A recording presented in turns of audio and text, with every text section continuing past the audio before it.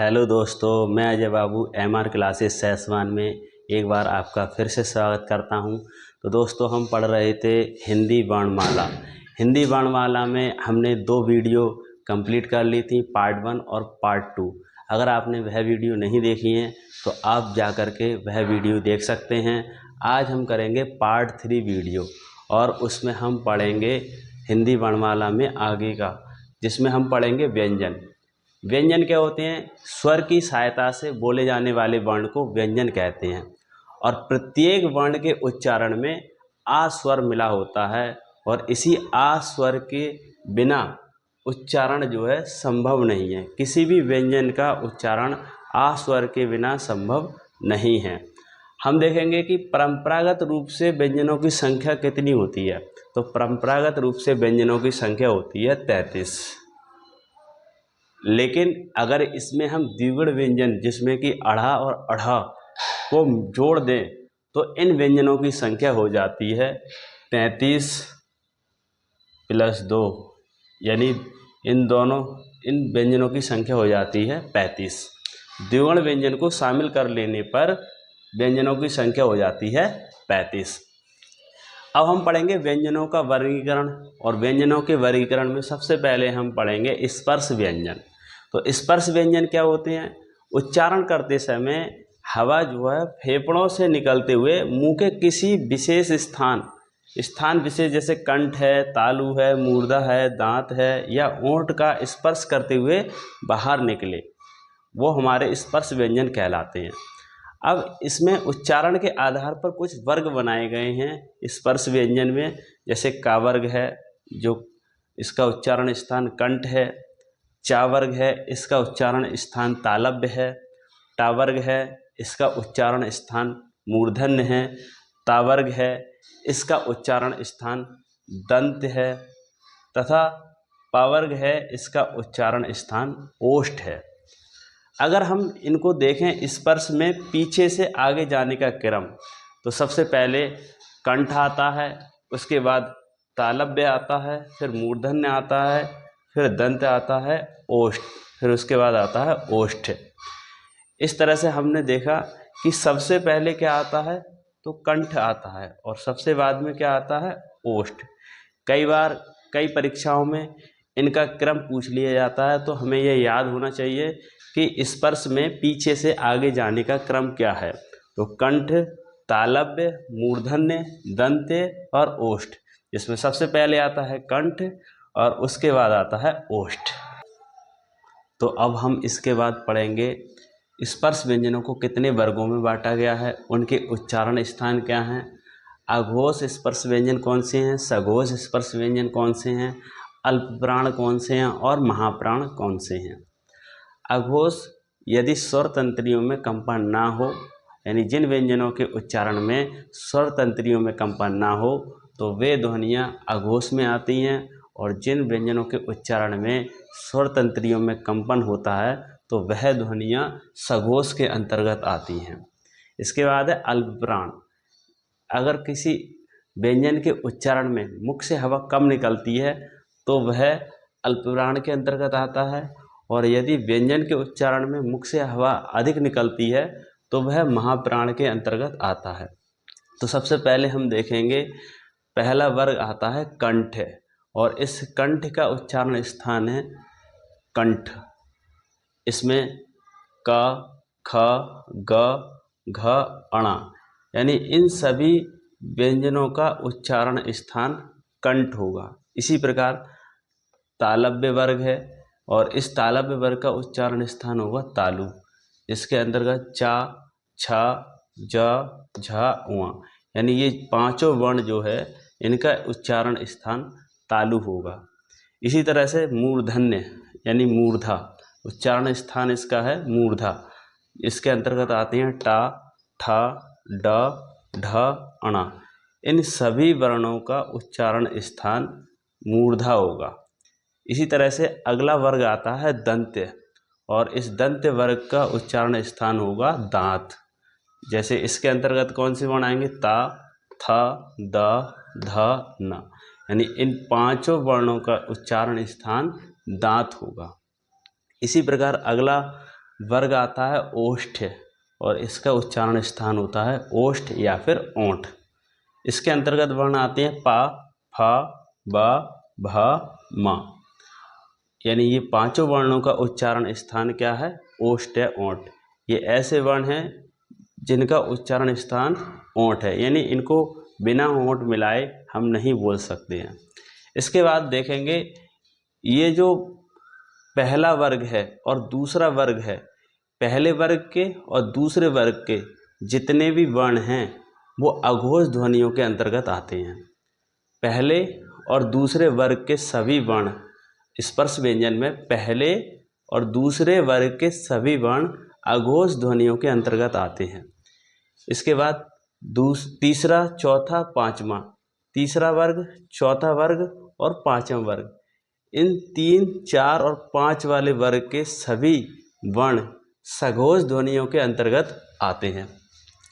इसके बाद हम बात करते हैं अल्पप्राण। तो पहला, तीसरा और पांचवा वर्ग अल्पप्राण के अंतर्गत आता है, यानी पहले वर्ग के, तीसरे वर्ग के और पांचवें वर्ग के जितने भी वर्ण हैं वो सभी के सभी अल्पप्राण में आएंगे। इसके बाद आता है महाप्राण। तो दूसरा वर्ग और चौथा वर्ग, दूसरे वर्ग और चौथे वर्ग के सभी वर्ण महाप्राण के अंतर्गत आते हैं।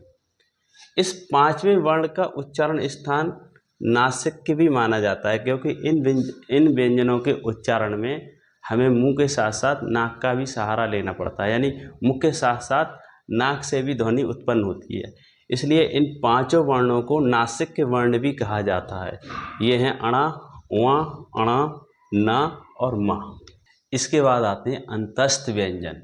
तो अंतस्थ व्यंजन कौन कौन से? या, रा, ला, वा। इनके वर्ग बताए गए हैं। या का वर्ग है तालव्य, रा का वर्ग है वर्ष और ला का वर्ग है वर्ष और वा का वर्ग है दंतोष्ठ।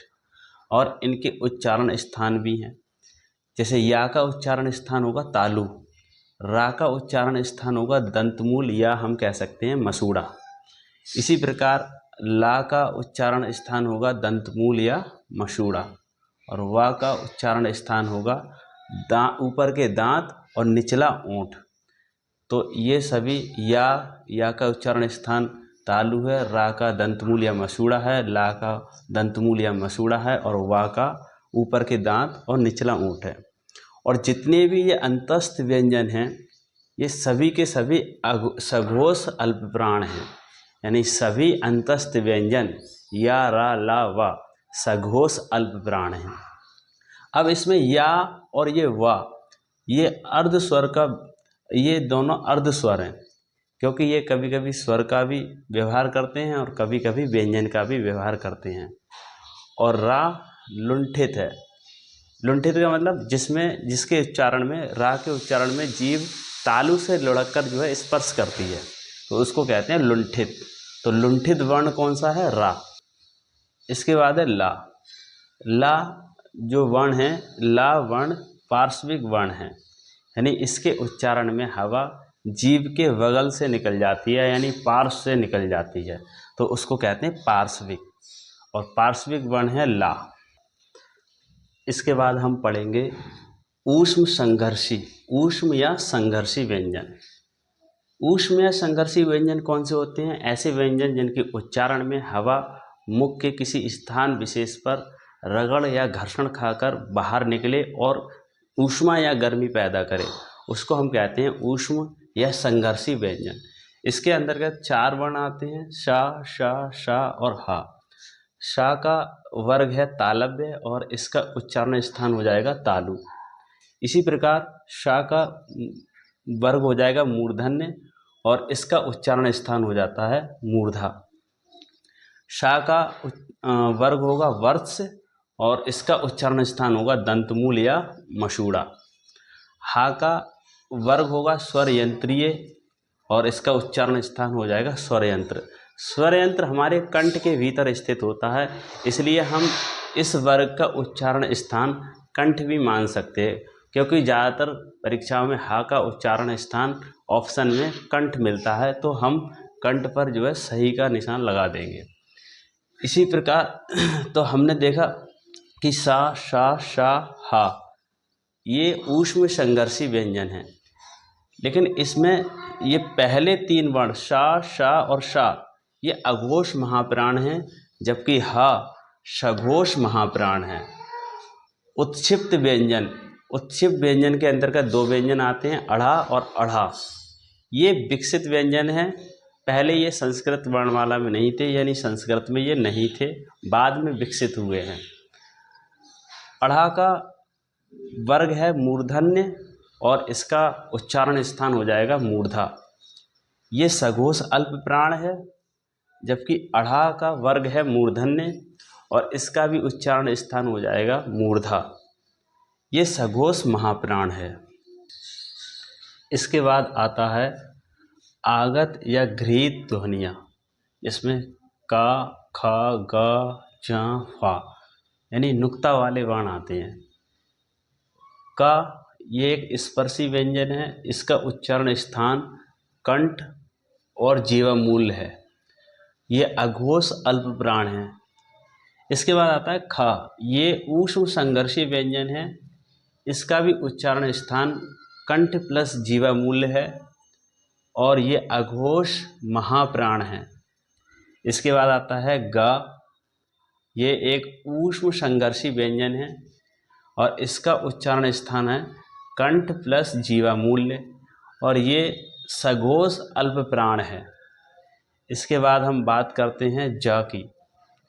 ये भी एक ऊष्म संघर्षी व्यंजन है और ये वर्त्स वर्ग के अंतर्गत आता है और इसका उच्चारण स्थान है दंतमूल या मसूड़ा।